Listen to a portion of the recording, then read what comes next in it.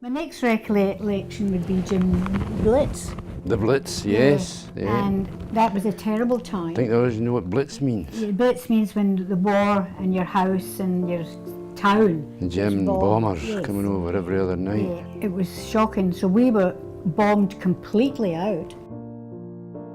Children get a special thing in those days. It was called the siren suit. It was all in the one. You just get grabbed and thrown into that suit and took off. Yeah, that's right. I'm Jerry's smiling now, but it wasn't funny then, was it? No, the Jerrys were after the Clydebank, the big shipbuilding yards, and this is what they were after. Every other night they were bombing away at these shipbuilding yards. But they missed the yard, they missed the shipbuilding.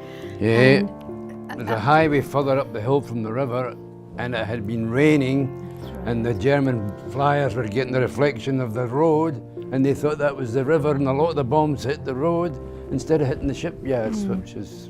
So we were left with nothing.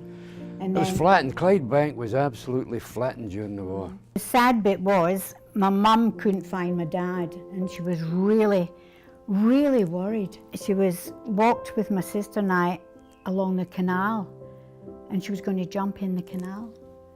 And this old man came along. He said, "Listen, Hen, when you go home, just wait a wee while and your husband will be found." And he was. My dad was found. And then we were evacuated to the country. And in the country, they didn't want us because we came from near Glasgow and they thought we were all horrible people.